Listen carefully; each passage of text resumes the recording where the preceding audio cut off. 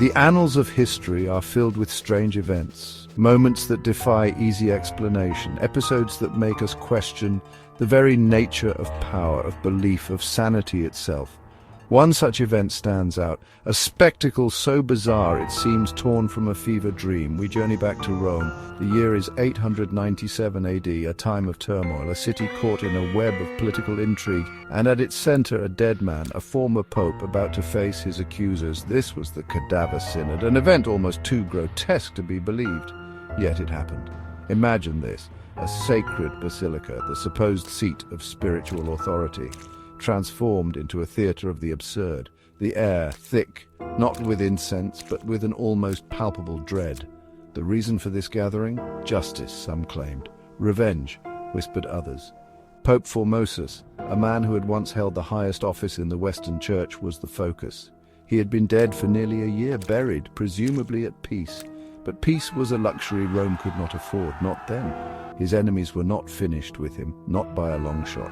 What could drive men to such an extreme act? To dig up a rotting corpse, to dress it in sacred robes, to place it upon a throne, and to conduct a trial? The answer, as it often is, lies in power. The papacy in the late 9th century was a coveted prize. It was a source of immense spiritual and temporal authority. Factions battled for control, families schemed, loyalties shifted like sand. Formosus had made powerful enemies during his life, and in death they saw an opportunity, a chance to erase his legacy, to solidify their own grip on the church. This was more than just a personal vendetta. It was a symptom of a deeper malaise, a church entangled in the messy, brutal politics of the Italian peninsula. Emperors and nobles vied for influence. The Pope was often a pawn in their games, or sometimes a kingmaker himself. The Cadaver Synod reveals this raw intersection of faith and ambition. It shows how the sacred could be manipulated for profane ends.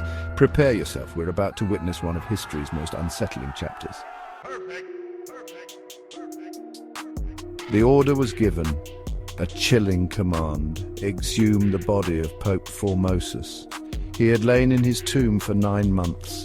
The Roman earth had begun its work. Imagine the scene, gravediggers, their faces grim, the heavy slab of the tomb lifted, the stench of decay, a silent testament to mortality.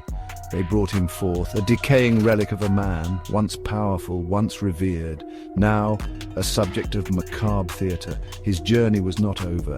His final judgment, it seemed, was yet to come. A horrifying prospect for anyone. They took the decomposing corpse, they dressed it in the full pontifical vestments he once wore with authority, silks and gold draped over decaying flesh. A grotesque parody of life. Then they carried him into the Basilica of St. John Lateran, the Mother Church of Rome, a place of solemn prayer and sacred rites. On this day it became a courtroom of nightmares. They propped the corpse onto a throne, his lifeless head lolling, his vacant eyes staring out at the assembly, a silent defendant in a trial orchestrated by his bitterest foes. Presiding over this ghastly spectacle was Pope Stephen VI, his face perhaps a mask of fury, or maybe a flicker of fear at the sacrilege he was committing. He was the chief accuser, the driving force behind this posthumous prosecution. Around him bishops and clergy assembled, some perhaps with genuine conviction, others compelled by fear or political allegiance. A young deacon was appointed to stand beside the corpse, to answer for the dead pope, to speak for a man who could no longer defend himself. The silence must have been deafening. The charges were read out, each word an accusation against the lifeless figure on the throne. The deacon, trembling, offered scripted replies. Imagine the scene, the accusations echoing in the vast basilica, the sight of the decaying pope, the smell, the oppressive atmosphere of fear and hatred. It was a trial designed not to find truth, but to condemn, to obliterate a man's memory, to rewrite history through an act of unparalleled barbarity.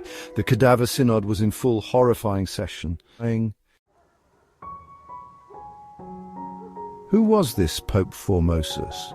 Why did he inspire such posthumous hatred? Before becoming Pope, he was the Bishop of Porto. A man of ambition, a man of influence, he had played a significant role in the complex politics of his time. He had navigated the treacherous currents of Carolingian decline and Italian power struggles. He had supporters. He had crowned emperors. But in doing so, he had also cultivated dangerous enemies, enemies who waited for their chance.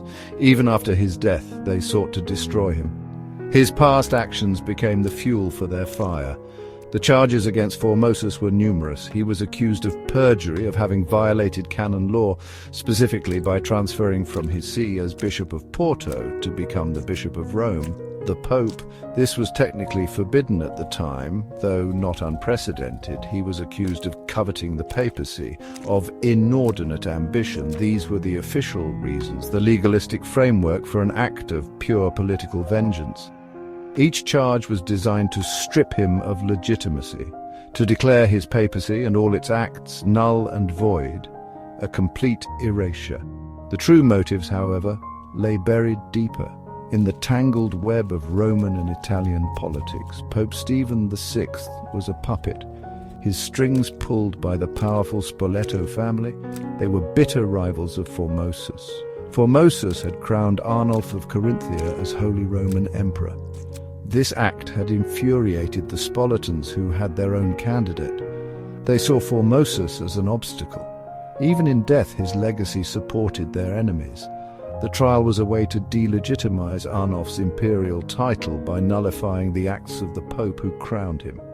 It was a power play, dressed in religious garb. So the dead Formosus became a pawn, a symbol in a brutal chess game for control, his corpse a grotesque effigy, his trial a stage for political maneuvering. The accusations were merely a pretext. The real objective was to shift the balance of power in Italy, to secure the dominance of the Spoletan faction, and to send a chilling message to any who might oppose them. The Cadaver Synod was not about justice for past sins. It was about securing future power, a stark reminder of how deeply the Church was enmeshed in the temporal world. The verdict was, of course, a foregone conclusion. Pope Formosus was found guilty of all charges levelled against his silent, decaying form. The sentence was swift and brutal. The papal vestments were ripped from his corpse, a symbolic stripping of his office. His papal acts, including ordinations he had performed, were declared invalid.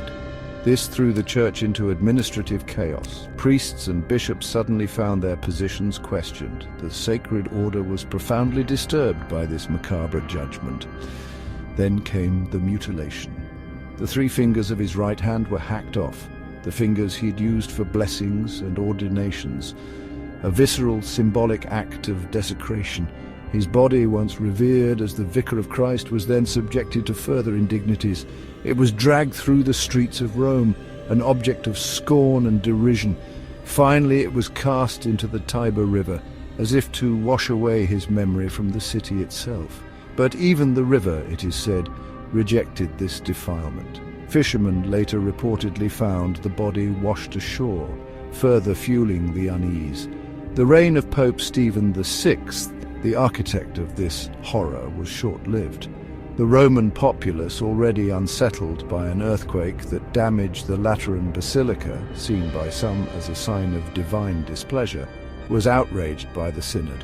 A riot erupted. Stephen VI was deposed, he was imprisoned, and within months he was strangled in his cell. A swift and violent end. Subsequent popes condemned the Cadaver Synod. Pope Theodore II annulled its proceedings and reburied Formosus with honor. Later, Pope John II also condemned it and forbade future trials of the dead. The Cadaver Synod left an indelible stain on the papacy. It exposed the depths of corruption and political manipulation within the Church. It was a low point in what historians call the Dark Age of the papacy. The scandal resonated for centuries. It served as a grim reminder of the dangers of unchecked power and the fragility of sacred institutions when faced with raw human ambition. The universe is vast, its history long, and sometimes that history is profoundly, disturbingly human. The dead Pope on trial remains one of its most bizarre tales.